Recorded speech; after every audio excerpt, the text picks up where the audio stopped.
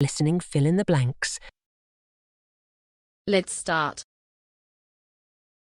The scope of the problem facing the world's cities is immense. In 1992, the United Nations Environmental Programme and the World Health Organization, WHO, concluded that all of a sample of 20 megacities, places likely to have more than 10 million inhabitants in the year 2000, already exceeded the level the WHO deems healthy in at least one major pollutant. Two-thirds of them exceeded the guidelines for 2, 7 for 3 or more. Of the 6 pollutants monitored by the WHO, carbon dioxide, nitrogen dioxide, ozone, sulfur dioxide, lead and particulate matter, it is this last category that is attracting the most attention from health researchers. PM10, a subcategory of particulate matter measuring 10 millionths of a meter across, has been implicated in thousands of deaths a year in Britain alone. Research being conducted in 2 counties of Southern California is reaching similarly disturbing conclusions concerning this little understood pollutant.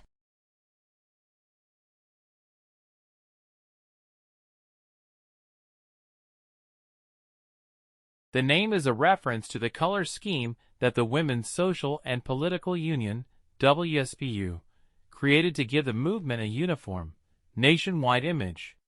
By doing so, it became one of the first groups to project a corporate identity, and it is this advanced marketing strategy, along with the other organizational and commercial achievements of the WSPU, to which the exhibition is devoted.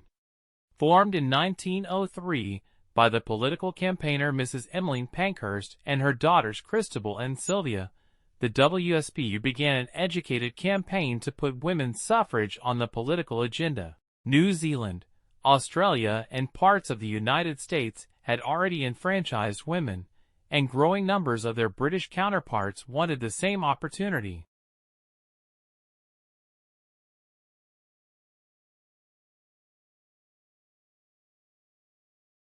There is clear-cut evidence that, for a period of at least 1 year, supervision which increases the direct pressure for productivity can achieve significant increases in production. However, such short-term increases are obtained only at a substantial and serious cost to the organization. To what extent can a manager make an impressive earnings record over a short period of 1 to 3 years by exploiting the company's investment in the human organization in his plant or division? To what extent will the quality of his organization suffer if he does so? The following is a description of an important study conducted by the Institute for Social Research designed to answer these questions. The study covered 500 clerical employees in 4 parallel divisions. Each division was organized in exactly the same way, used the same technology, did exactly the same kind of work, and had employees of comparable aptitudes.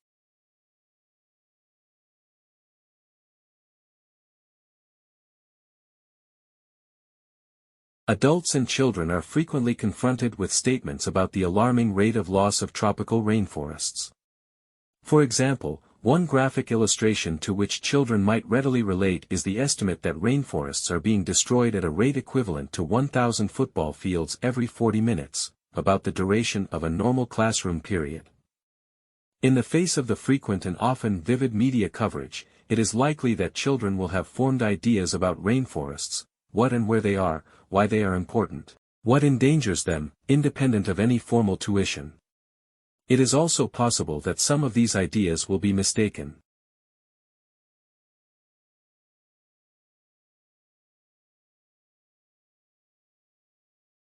Some senses in cetaceans are reduced or are absent, or don't work in water, but we and other terrestrial mammals take these for granted. For example, toothed species are unable to smell, which is evident from their brain structure. On the other hand, baleen species have some similar brain structures, but it is not understood whether these are functional. As the blowholes evolved and migrated to the top of the head, it has been speculated that the neural pathways serving a sense of smell may have been nearly all sacrificed. The nerves serving these have degenerated, or are rudimentary, even though some cetaceans have taste buds.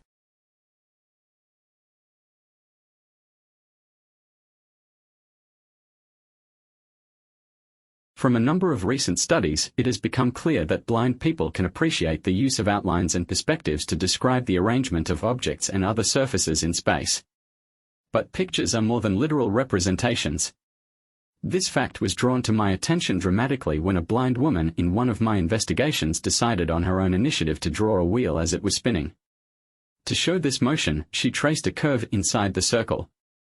I was taken aback. Lines of motion, such as the one she used, are a very recent invention in the history of illustration. Indeed, as art scholar David Kunzel notes, Wilhelm Busch, a trend-setting 19th-century cartoonist, used virtually no motion lines in his popular figure until about 1877.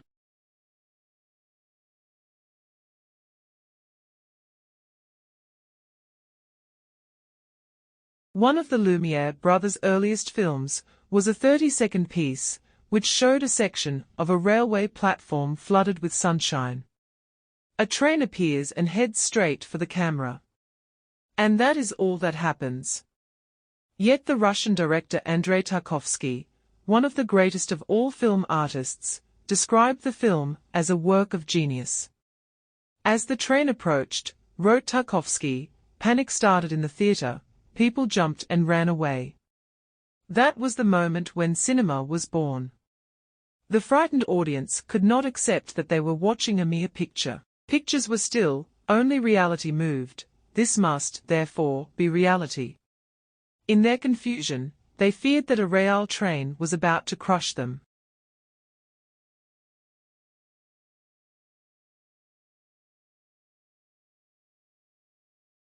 It is a great deal easier to motivate employees in a growing organization than a declining one. When organizations are expanding and adding personnel, promotional opportunities, pay rises, and the excitement of being associated with a dynamic organization creates slings of optimism, management is able to use the growth to entice and encourage employees. When an organization is shrinking, the best and most mobile workers are prone to leave voluntarily.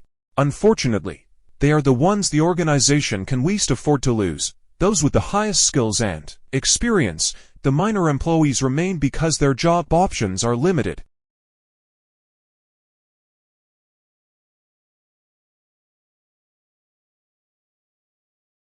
The hunt for CR mimetics grew out of a desire to better understand caloric restrictions' many effects on the body. Scientists first recognized the value of the practice more than 60 years ago, when they found that rats fed a low-calorie diet lived longer on average than free-feeding rats, and also had a reduced incidence of conditions that become increasingly common in old age. What is more, some of the treated animals survived longer than the oldest living animals in the control group, which means that the maximum lifespan, the oldest attainable age, not merely the normal lifespan, increased. Various interventions, such as infection-fighting drugs, can increase a population's average survival time, but only approaches that slow the body's rate of aging will increase the maximum lifespan.